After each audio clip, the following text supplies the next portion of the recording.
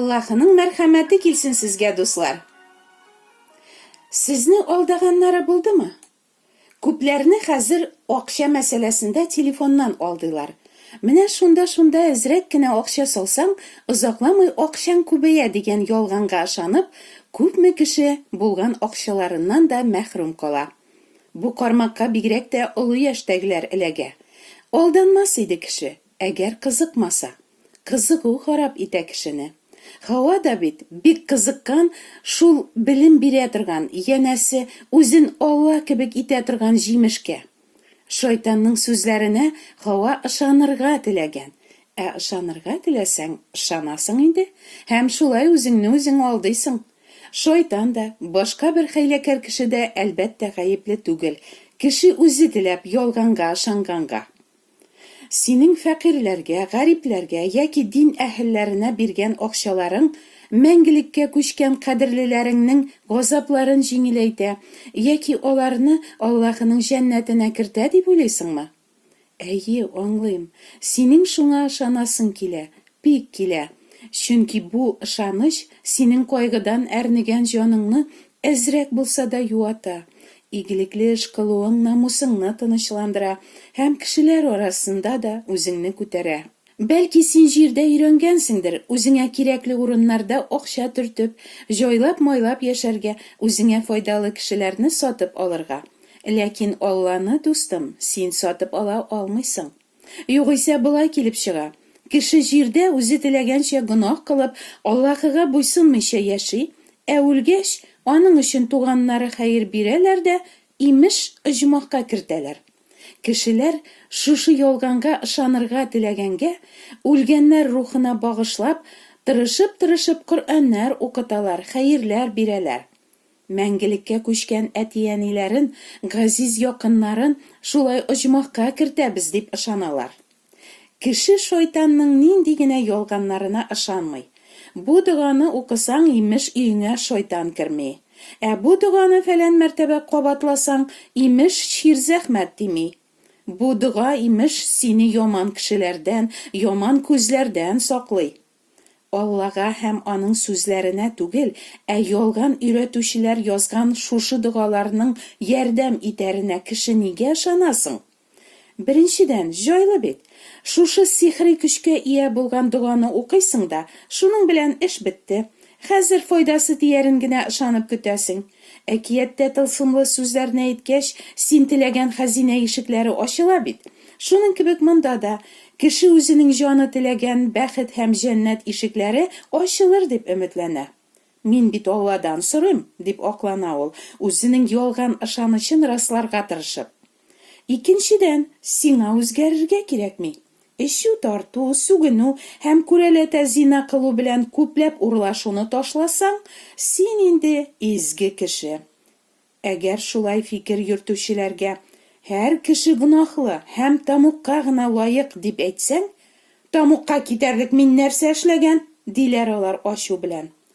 Үртәлү, ачулану, канәгатьсезлек, нәфрәт, хәйлә, үз файдаңны эзләү, дөресен әйтеп бетермәү, акча ярату, зарлану, гаепләү, хөкем итү, үзеңне өстен санау, үч итү, кичермәү һәм санап бетермәслек башка гамәлләр, булары гына гөнаһмыни?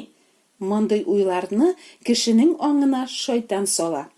Хаваны да шайтан кызыктырып, Алла кылмаска кушкан эшне гөнаһ итеп түгел, кешеләргә ирек, бәхет китерүче гамәл итеп сүрәтләгән бит. Янәсе нәрсә? Җимеш үзеп ашау гөнаһ буламыни? Үзең уйлап кара, башың юкмыни синең? Яхшыны яманнан айыру өчен гел Алладан сорарга кирәкмени янәсе? Элек шулай Хаваны алдаган шайтан хәзер дә үзенең мәкерле ниятен тормышка ашырып, миллиардлаган кешене тамукка озата тора. Алла сүзе нәрсә ди? Аллаһының әмрен бозу гөнаһ, гөнаһ өчен әҗр, үлем. Шайтан исә, юк, бу гына гөнаһ түгел ул, үлмисез. Моның өчен генә кеше тамукка китә димени? Юк, әлбәттә, дип һаман үз ялганын сөйли. Шайтанның ялганы үлмисез дип кешеләрне алдауда гына түгел, аның сүзләре хәтта Аллаһыны да ялганчы итеп күрсәтә. Бу агачның җимешен ашасагыз, мотлак үләчәксез дидемени сезгә Алла? Юк, үлмисез. Янәсе, Алла сезгә дөрес әйтмәгән. Алла ялганчы булып чыга. Алла турында да, аның әмерләре турында да шайтан электән үк хакыйкатькә ялган кушып сөйли. Чөнки аның максаты кешеләрне алдау, урлау, үтерү, тамукка җибәрү. Аллаһының барысы да гөнаһ кылдылар. Бер генә тақва кешедә юк диюенә каршы, шайтан кеше турында да гел үзенең ялганын сөйли. Син бит яхшы кеше. Күпләргә синең кебек изгелекле кеше булырга кирәк әле. Әнә син башкаларга кара. Алар белән чагыштырганда, син бит әүлиянең үзе, ди ул. Әлбәттә, үзен шулай аклаучы зат ничек ышанмасын гөнаһка баткан кешегә. Ә чын Аллага һәм аның вәгъдәләренә ышану кешегә җиңел түгел. Ышанам, дип 1000 кат кабатласаң да була. Ләкин ышанам дигән сүз генә бөтенләй дә әле ышануны күрсәтми. Ә нәрсә күрсәтә? Ышанучы кемгә ышанганын яхшы белергә тиеш. Әйтик, син ышанган бер дәрәҗәле, абруйлы, мактаулы, зур хөрмәткә ия кеше бик яхшы, дөрес сүзләр сөйли ди. Ләкин кайчакта үзеннән ялган да куша икән. Мондый кеше белән син ихлас аралашырсыңмы? Бәләгә тарыганда, куркыныч янаганда, бераз ялганлаша торган әлеге хөрмәт иясенә тормышыңны да ышанып тапшырырсыңмы? Бик күпләр тапшыралар.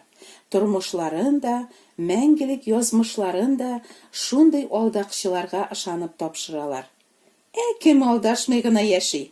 Аның чаклы гына алдашу булмый ул, диләр ялган белән яшәүчеләр.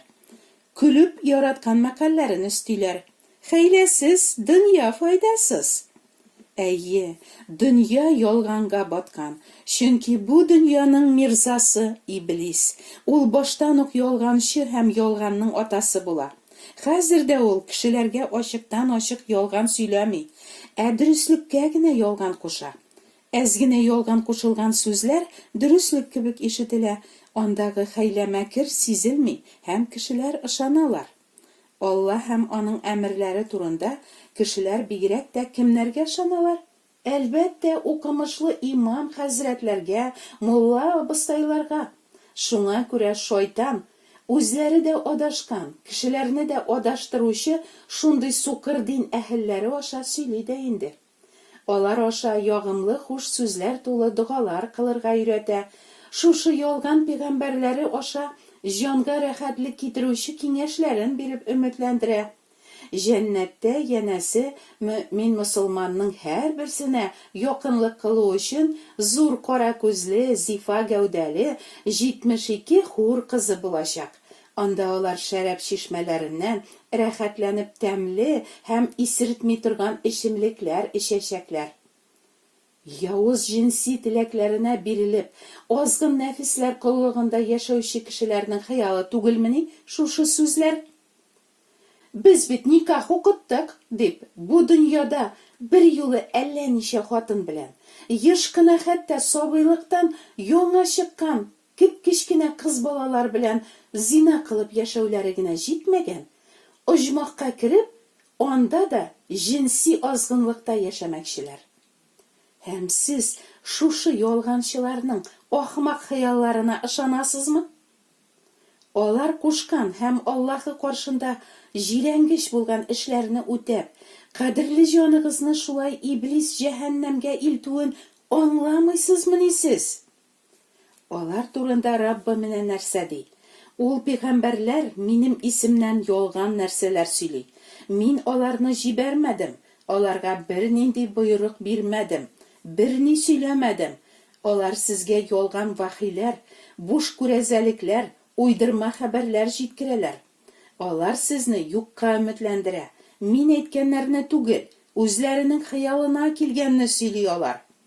Аларның һәммәсе кешесеннән алып олысына кадәр баю ягын гына карый.